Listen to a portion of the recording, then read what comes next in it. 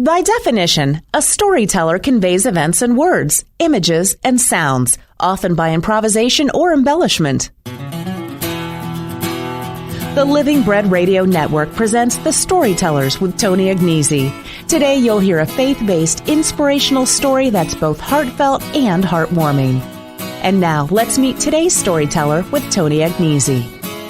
Hi, this is Tony Agnesi, and welcome to this edition of The Storytellers. This is episode number 13 of our third season of The Storytellers. The program debuts on Wednesday evenings at 6 p.m. on Facebook Live and on YouTube at the Fiat Ministry Network and at Patchwork Heart Ministries.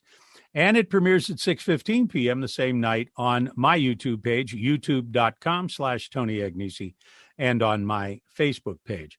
The radio program airs at 4 o'clock on the Living Bread Radio Network and their network of stations.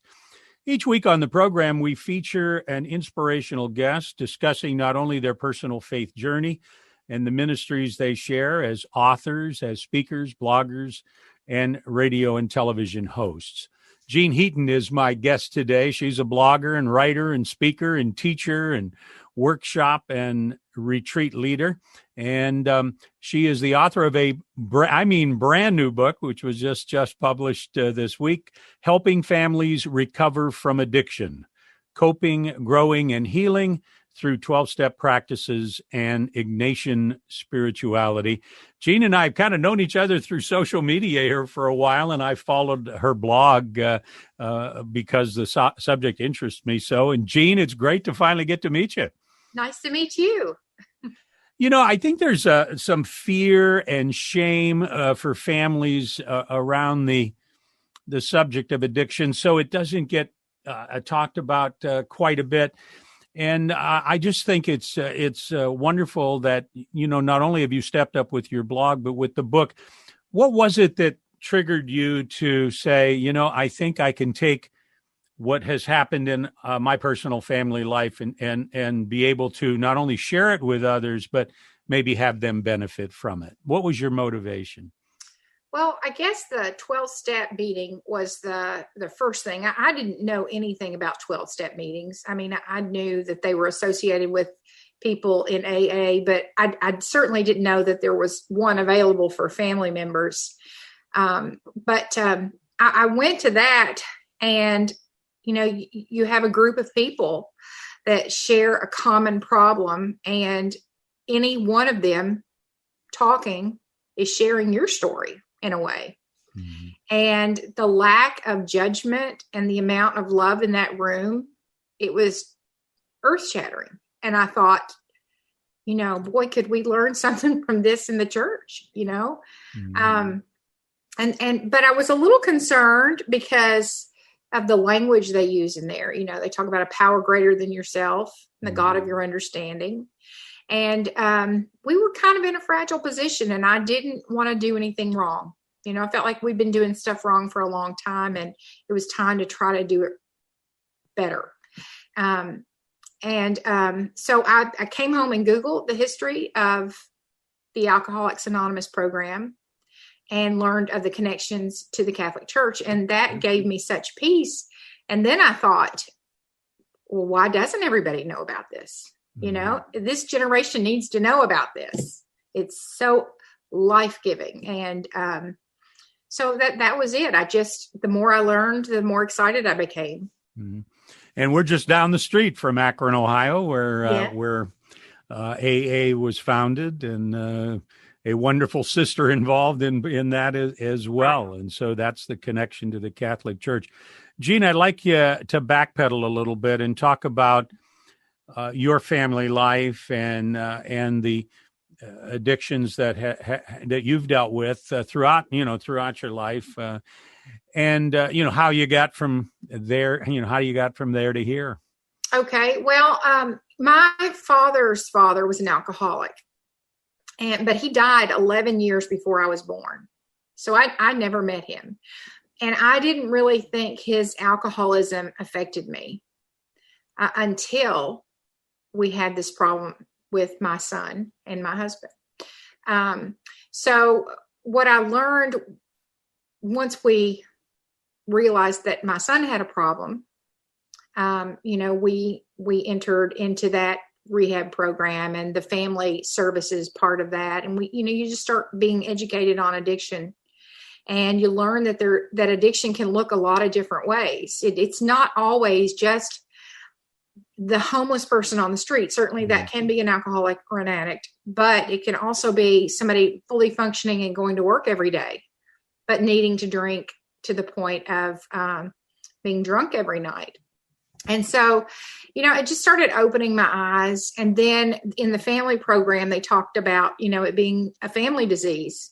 And some of the things that I was brought up with were so unconscious, and there was no intention of ill will, but the fear of that addiction that my father had, was gifted to me. And I was afraid of it. And, the fear and the shame, are part and parcel of this disease, and they cause all kinds of trouble. And so, anyway, we started being educated. Our eyes became open, and we started going to 12-step meetings. My husband realized that maybe his drinking was to excess, that it was slowly and progressively becoming more of a problem for him, for us, for our family. And so we all started entering these 12-step programs. There's one for everybody. No matter your vice, there's one for everybody. And we did family counseling. I went to Ignatian retreat houses. I went to silent retreats. I got a spiritual director. I got a sponsor. So, a lot of things happened to start healing from the problems that we had. Now, your son, was there a period of time where he kind of resisted it or denied it? How did that happen?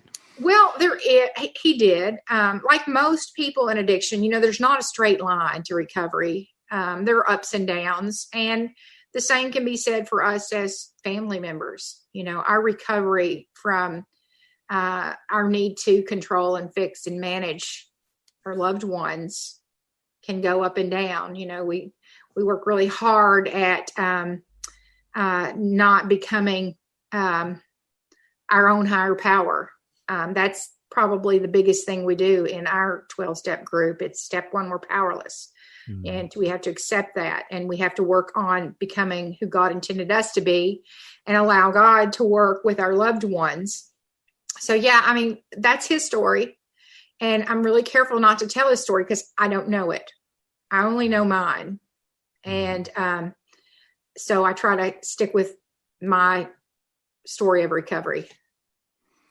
Now you talk about families having to recover too. That's maybe a parcel of this that most people don't handle. I know, a number of families from drug addicted people who, have to go through their own process, and how do they come out the other end, and the shame of having a young son or a young daughter, involved in drugs or alcohol or other addictions. Mm-hmm. That family recovery part, did that begin simultaneously, or is that something that followed? Well, with his first time at rehab, social services meets with the family and say, let's get you guys kind of onboarded with all of this.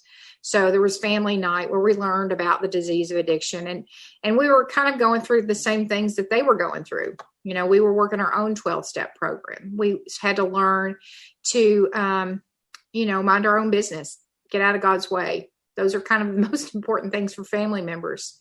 And with that, you really start to work on yourself, which seems so counterintuitive in the beginning. It seems so odd. It feels like I'm not the one with a problem. But, I'm here to tell you that everyone's got problems. And the one thing that I learned from the 12 steps and from Ignatian spirituality is that those two programs are primarily about healing relationships, to God first, to self second, and to others third. And they work that same program that we work. And there's something about that begins to heal families. How did Ignatian spirituality kind of dovetail in? When did that? I know you were involved in 12-step, but did you make that connection between Ignatian spirituality and the 12-step program? Was that something you had an aha moment and found? Well, it was in the very beginning. I told you that I went to research, the history of AA because I wanted to know, was there a Catholic connection? And you mentioned Sister Ignatia, and you mentioned somebody else. I forget who you mentioned, but anyway, one of the things that I learned was that when Bill Wilson, one of the co-founders of AA, was in New York, I think, he had a fella show up at his doorstep, and he thought he was this drunk because he walked with a limp. But when he got up to his room, he took off his coat. He realized he was a priest, and it was a Jesuit priest by the name of Ed Dowling. Ed Dowling had some brother Jesuits that were in the 12-step in AA, and he had been their ride. And since he was bringing them, he sat through these AA meetings, even though he didn't need it. And he was just struck by how similar they were to the spiritual exercises of St. Ignatius of Loyola. Well, I'm a convert to the Catholic Church. I've only been in the church about, 18 or 20 years. And so I didn't really know who St. Ignatius was, and I did not know what the spiritual exercises were. And so that kind of sent me looking, because I thought, well, if there's extra resources out there, let's learn about them. So I started learning about St. Ignatius, and I started learning about the spiritual exercises. And then I started to see those similarities and that they're just they work hand in hand together. So, well, let's talk about the book at some point. Then, as we catch up with the story, you decided that let me put this, what I've learned, what I've researched, and put this into a book. When did that come about? I know you're a writer, so I think it's a natural progression. But how did that all come about? Well, I wanted to write all along, and I didn't really know how to write, to be perfectly honest. So I started an anonymous blog in the beginning, and just wrote down my thoughts, and it wasn't organized. There was no direction. It was just, how you start. And eventually I got someone to help me learn to write. And still, I didn't have a big direction or anything. But as I started to figure things out and get a form to it, I realized that I needed to reach out to Loyola Press, because, it's about Ignatian spirituality, and that just felt like the right fit. And so their acquisitions editor at the time was Joe Durapos, and he was so kind, because I had a number of chapters of this memoir that he called a memoir. But anyway, he said, I don't need another memoir. You'll come up with something that can help others, then we'll talk.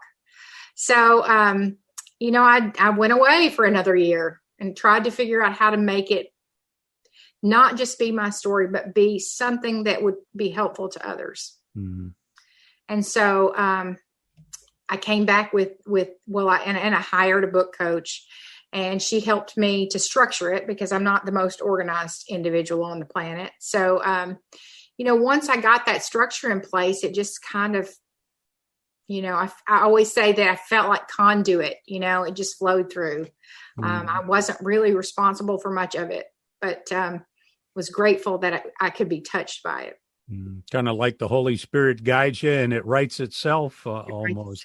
And I know as part of the book, you do at the end of at different points, you bring in some scripture and some reflections and things that people can spend some time thinking of, and that seems to be very, very helpful as well. We talk about addicts as recovering, or people with alcoholism as recovering alcoholics. And there's always this, I think, fear of relapsing and staying clean. And talk about that for just a minute, about that, and how one really prepares themselves in a way that the possibility of a relapse becomes less and less? You mean for the family member or for the addict or alcoholic themselves? Either way. Okay, I'm going to talk about the family because I can't. I'm not in recovery from alcohol or right. drugs. I'm in recovery from, trying to be the power that is greater than me. So in the beginning, I purchased a book on for family members about addiction, just trying to learn. And I remember there was a chapter on relapse, and at the time, it was so hard to go through that the first time. I thought, I am not reading that chapter because that's not going to be a part of my world. And that just goes to show you how strongly the denial factor comes into this for family members and for the people that suffer from an addiction too, really. It's frightening and it's hard. It's one of those things that nobody wants, but it's often a part of the process. We have to fall down sometimes to know that we don't want to fall down the next time. Mm-hmm.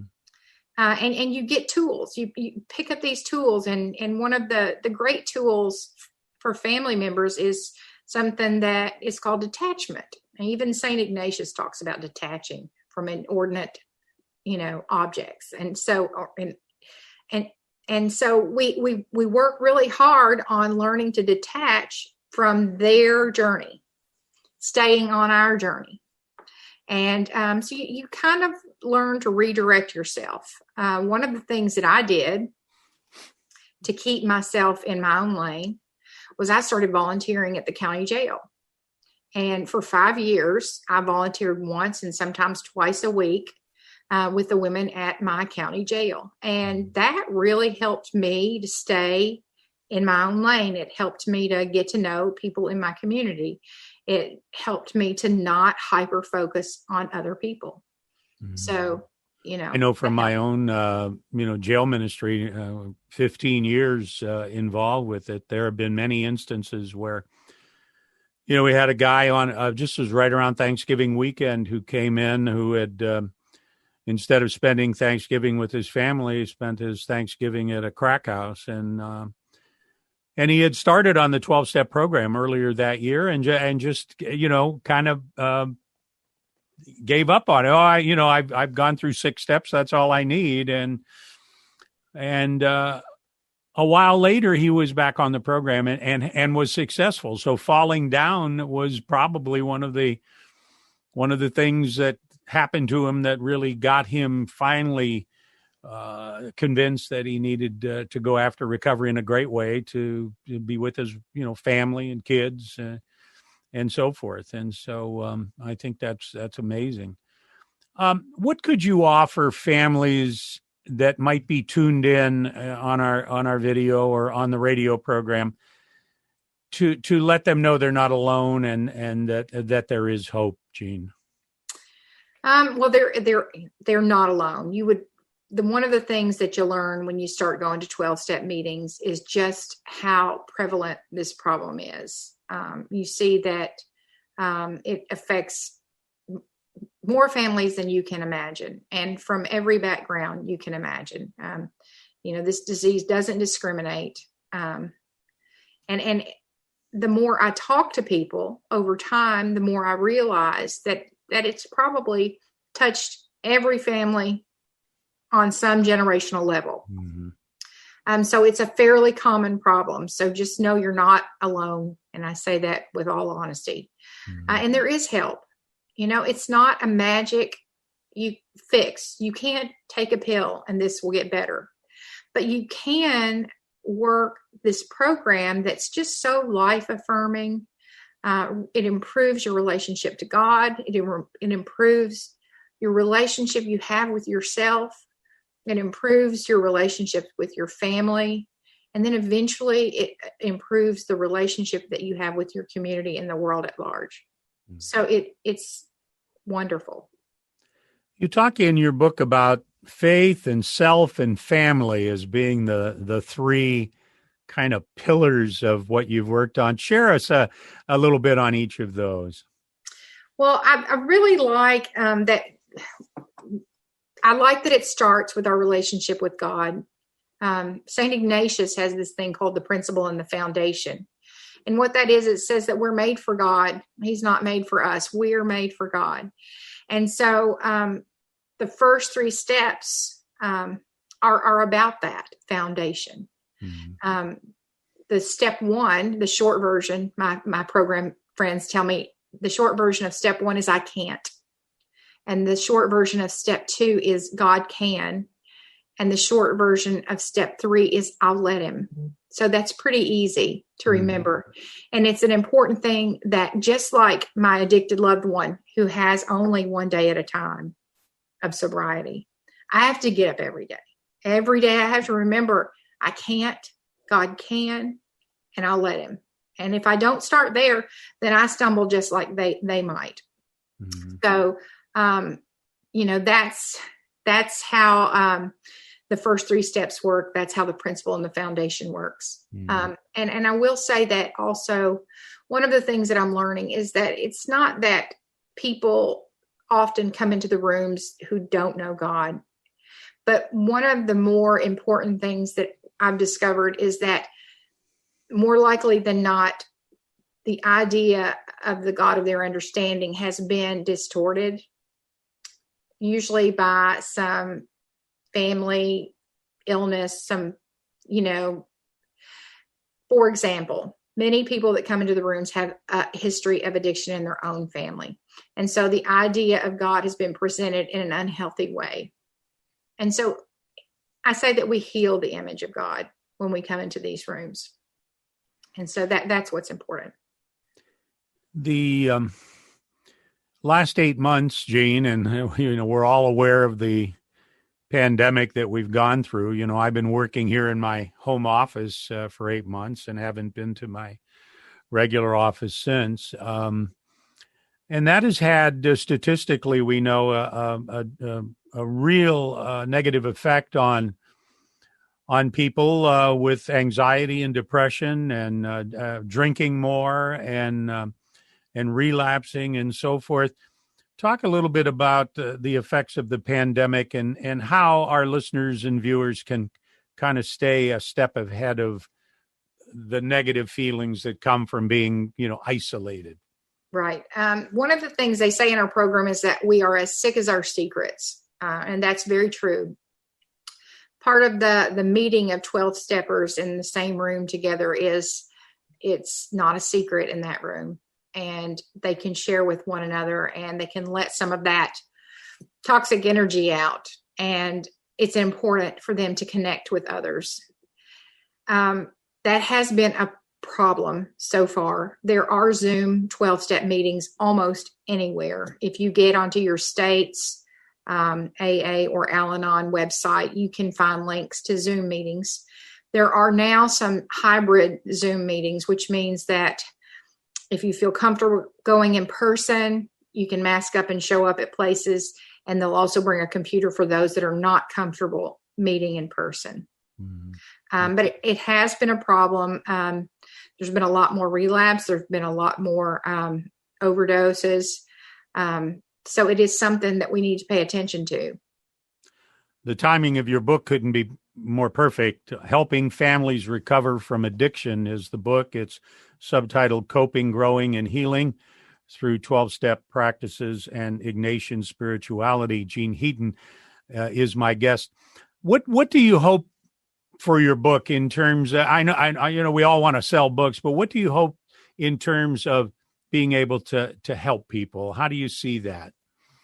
Well, my primary focus has always been the family members, just to say, I was so afraid to reach out for help in the beginning, that if this is what I did was I went online looking for this book that said, the 12 steps are okay.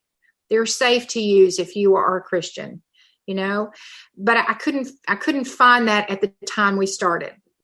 So I wrote it first and foremost for family members. here's something to get you going, to help you see that this is safe. It's going to be okay. Now reach out to a counselor. Now reach out to a 12-step, your priest, somebody in pastoral care. I don't care who you reach out to, but don't sit alone in your room worrying about this, because nothing good ever comes from that. So that was my primary goal. But my secondary goal, the big dream of this book, is that we chip away at that stigma, because, people that have been affected by the disease of addiction are just like you and me. They have their good qualities, and then they have their shortcomings. And every person on the planet has them. Sometimes in television and in newspapers and magazines, you get this one view of that worst experience that's been reported over and over and over again. But nobody's reporting the recovery. And the recovery is huge, and it changes lives, and it changes families. And that's my goal. That's the big dream. And I think it's a great dream too. I think it's a wonderful dream. And Jean, this has been a very quick period of time together, and it's been a real pleasure sitting down with you. This is a subject that I think a lot of people can benefit from. And as you said, when your family is faced with this, this might be a good starting point, a good point to kick off and read the book, Helping Families Recover from Addiction, to kind of get the research and things that you took the time to get together and to assemble for folks, and then move forward in their own journey of recovery and of those families of those that are addicted to drugs and alcohol and so forth. Jean, I want to thank you for being with us. This has been a really great time, and best of luck with your brand new book. Thank you. Thank you for having me.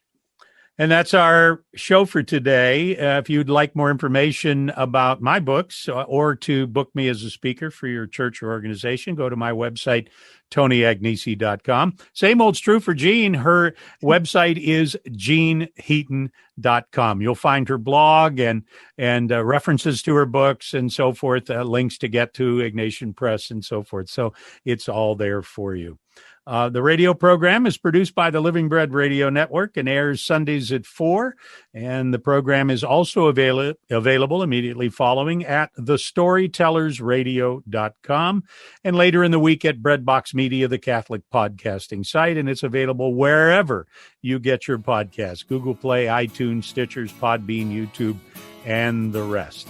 This is Tony Agnesi. Thank you so much for being with us. We'll see you again next week with another edition of The Storytellers. God bless.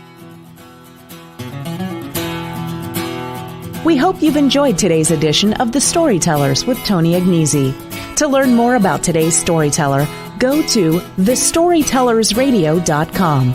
There you can subscribe to the podcast and hear all of our past shows. And join us again next week at this same time for The Storytellers with Tony Agnesi.